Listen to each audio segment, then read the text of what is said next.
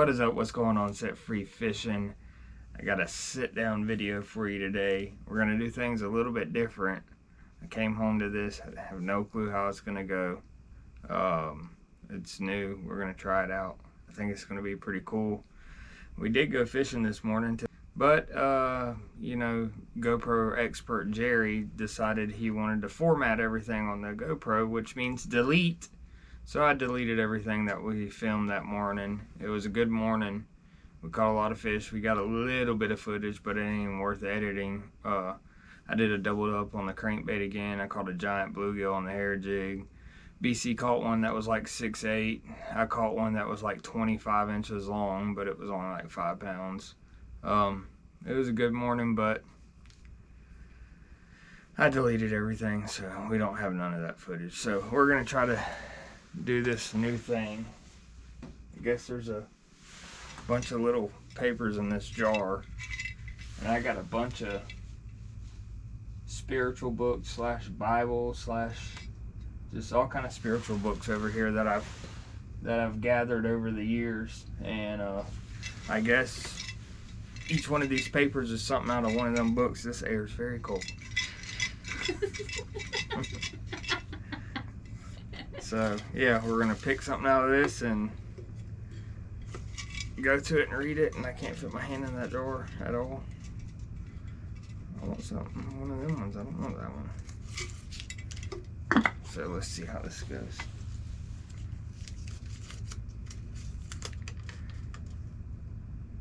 Times God pulled me from the depths. So that's not in none of the books. So I was wrong about that. Well, first of all, when I relapsed, that was probably the biggest time he pulled me out of the depths. I don't necessarily want to say that was my bottom, because I had a worse bottom than that. I was somewhat stable during my relapse in a roundabout way. You know, I was working, if you want to call it that. Wasn't really saving nothing, obviously, because I was spending it on drugs. It could have ended up a lot worse than it did. I ended up and he did for me what I couldn't do for myself. You know, I was too ashamed that I was using again, that I was using pills again, that I couldn't tell my family. And most of all, I couldn't tell, well, she was my girlfriend at the time, my wife now. I couldn't tell her that I've been lying to her for the past year, or however long it was. I think it was about a year or so. So I ended up getting pulled over. Y'all all know the story. I got pulled over, and the cops had mercy on me. They let my parents come pick up the vehicle. And right then and there, I was exposed to, my whole family knew what was going on then. I mean, everybody had everybody had a clue. I was the only one oblivious of them having a clue. That was probably the one of the deepest depths he pulled me from, was exposing me to my family and my girlfriend at the time, my wife now.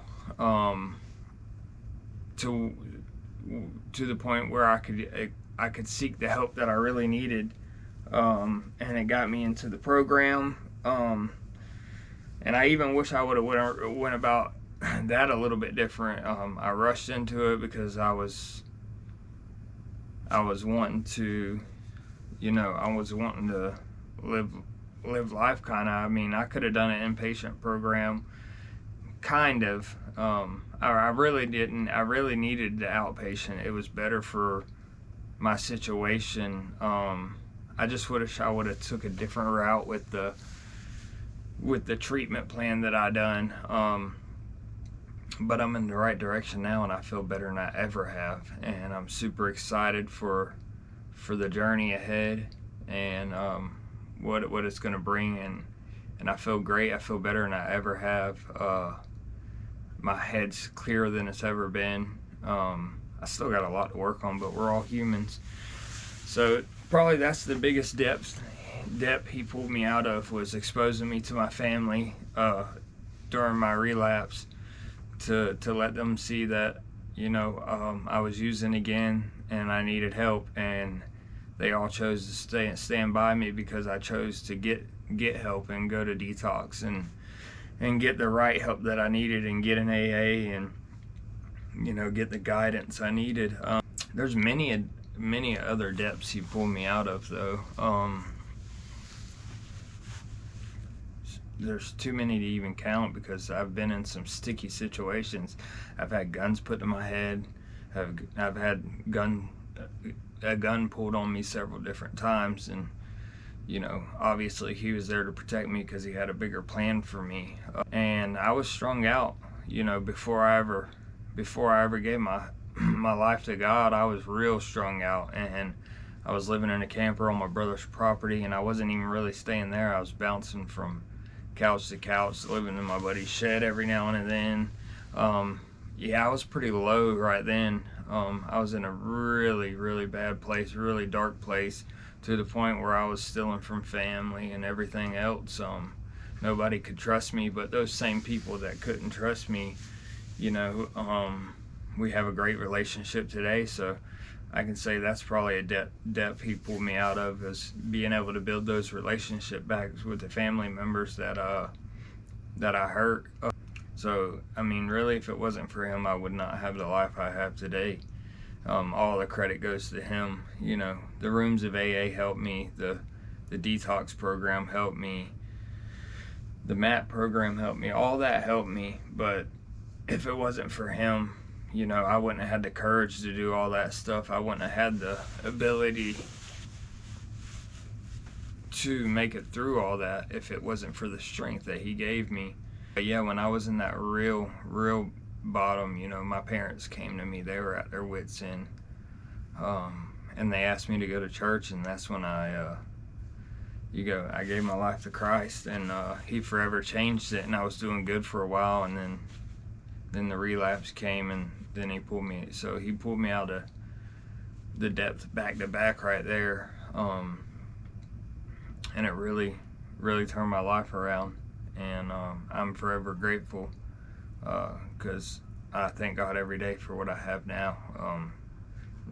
In a million years, I wouldn't ever thought I'd be here right now with the things that I have. I'm truly lucky and truly blessed.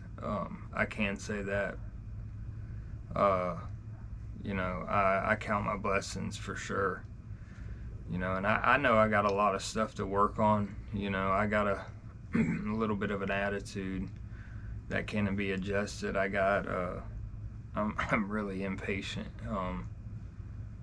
and that's not good. It's not good to be impatient. It gets you too wound up, and I've been trying to work on it. I've been trying to work on my attitude behind the wheel, my patience behind the wheel, and I'm doing better. I'm doing a lot better.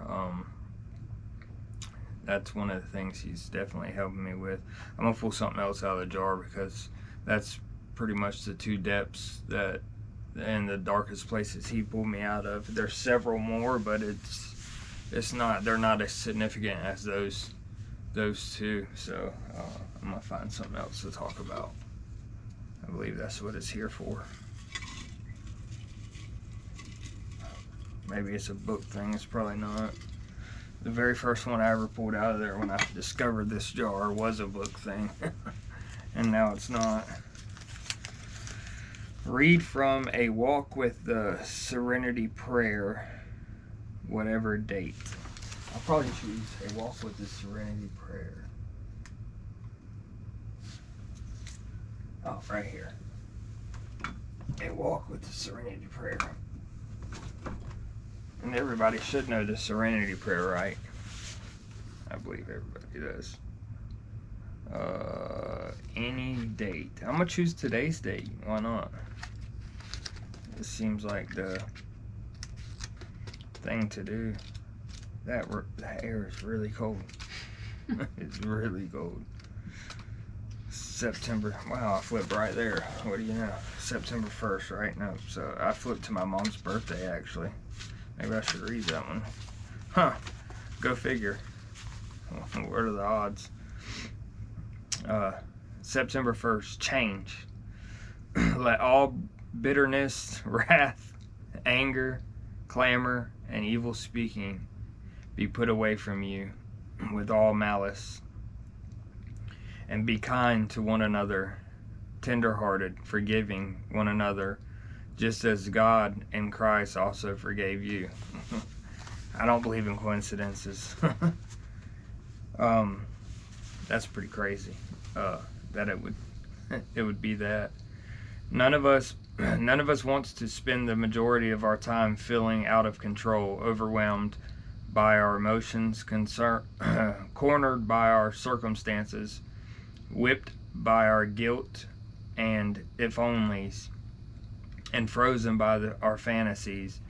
But that's where many people are before they decide to become part of the 12-step program. As we learn to take responsibility for our choices, we will become responders rather than reactors. A reactor is full of bitterness, wrath, anger, loud quarreling, and evil speaking, because a reactor is over-involved in other people's problems. He or she lives for and through other people. Under all that fury and obsession is a hurting, frightened child. In contrast, a responder understands that we are responsible only for ourselves, our actions, and our words. At the same time, we are free to love others, not rescue them. What a change this brings to our relationships. Rather than trying to control other people, we learn to be honest and to clearly communicate our needs. We learn to be kinder, more compassionate, and forgiving towards ourselves and others. We speak words that are helpful and edifying. Recognize when you're reacting. Replace your reactions with healthy choices. Yeah, that's pretty good reading right there. I probably haven't picked this up. Wow. I just realized who it was from. So it was one of the guys that kind of helped me with forgiveness. I'll mention him because he's not in like the rooms or anything. It was one of the counselors, Gary Graham. And actually the guy that I speak to now, I still got him stored under my phone as Gary. I never changed the number because he took his position, and Gary actually moved up. And you know, Gary actually helped me with the realization of forgiving myself. He straight up asked me, you know, who am I? Who are you? And I kind of looked at him baffled because I didn't understand what he was saying. But what he was saying was who am I to not forgive myself when Christ went to the cross to die for my forgiveness, to die so I could be forgiven for my sins. So I was trying to play God pretty much is what it all boiled down to. If I couldn't forgive myself, how could I not forgive myself when someone went to the cross and died for my forgiveness? And it made me look at it in a very different way. So that's cool that this is was his book that he gave me. And yeah, I think this is something we could all work on, being responders rather than reactors. For me, like it's real hard for me sometimes to accept the things that I cannot change, because I definitely want to change a lot, and there's some things that I just can't do it. It's out of my hands, and I bicker about it. I vent about it a lot, and yeah, I need to get better at it, but it's hard because I want change so bad, but sometimes you just gotta stay in the here and now and deal with whatever it is that you're wanting changed. Sometimes you just can't do it, and one of the biggest things with me is like stuff. It's usually stuff to do with work, and I'm trying to get better at leaving it right there where it belongs, at work. And it's so hard. It's so very hard. It like engulfs my brain sometimes. Just thinking about different stuff and the way things are, but I won't get into details about it. But I'm working on it. It's something that I need to just deal with it. It is what it is, kind of thing. Don't really have no bitterness. I got a little bit of anger, which I said that, and I try not to speak evil. I don't do no loud quarreling. I mean, I hardly raise my voice unless it's yelling about a fish getting off my hook or something like that. Then that's a little bit different, But for the most part, I've calmed down when it comes to that. And I used to be a really angry person, a really, really mad person, bitter at the whole world. One of them people that was not a morning person because I chose not to be. And it is a choice.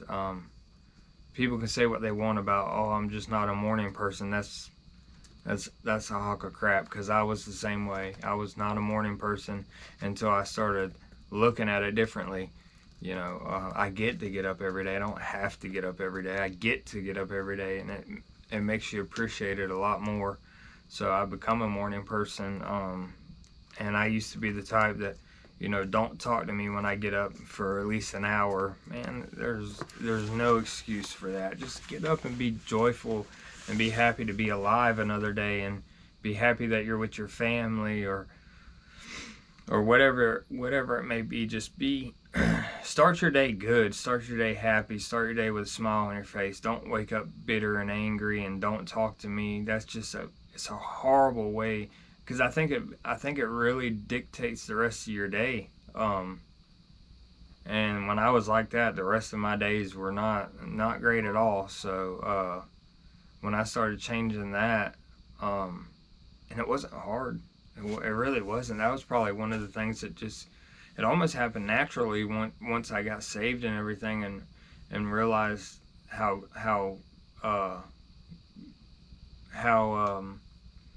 much grace was given to me and how much mercy was given to me. It made me look at my mornings a whole lot different. So yeah, that's a really good reading like that right there.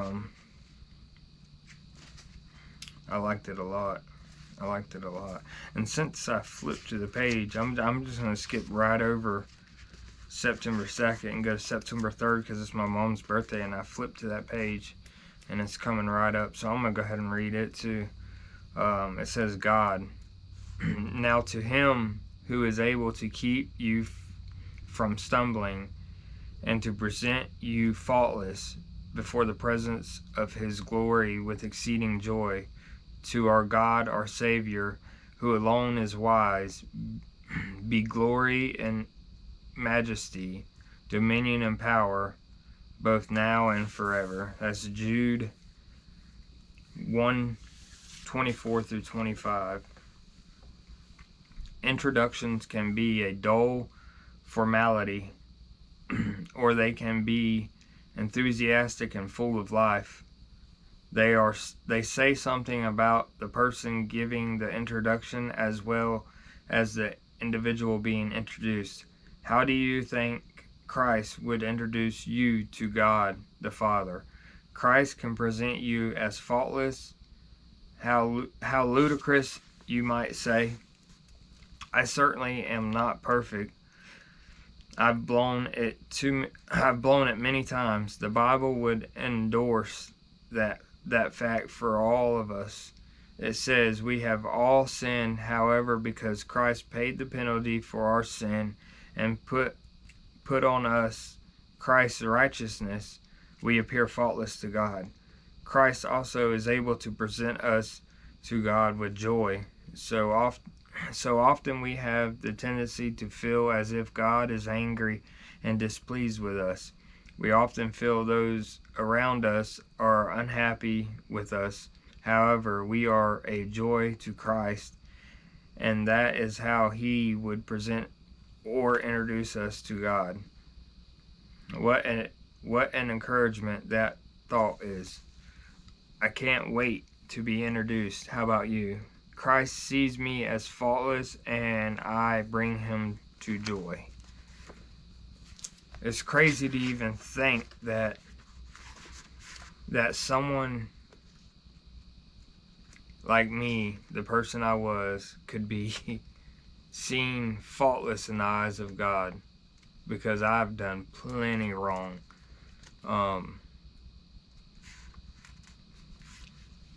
So just to know that's how Christ introduces me to God is just it's a blessing in itself, because you know, I've done some pretty wicked things. You know, I haven't, you know, harmed nobody physically, but sometimes I believe emotional harm is far worse than physical harm, because it leaves a lasting impact, and it leaves a memory in people.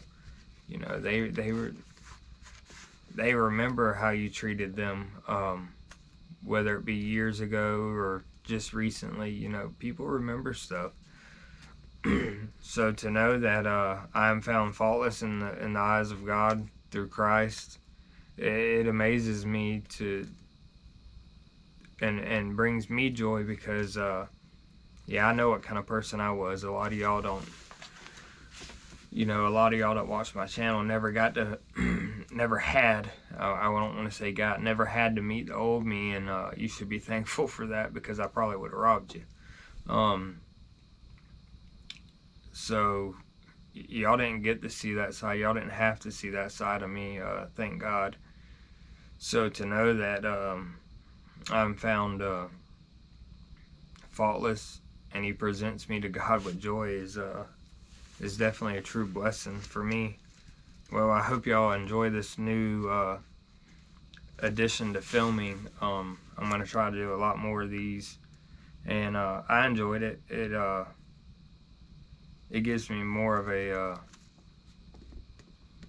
a subject to talk about, and because I'm pretty bad about, you know, when I come up with these sit down videos, I was writing a lot of stuff down, but I just kind of wing it now. And not really winging it, because I feel like it's better when it's from the heart. And this is still kind of that way, you know. Yeah, I'm reading something, but you see some of it's just off the top of the head. I'm not, you know, rehearsing this. I'm not you know, studying for this or writing down a bunch of stuff. I'm just pulling something out of a jar and sharing with y'all. So it's definitely from the heart, and I hope y'all enjoy, and there will be many more of these to come. So stay tuned, and remember, while you're out there, make the tug your drug.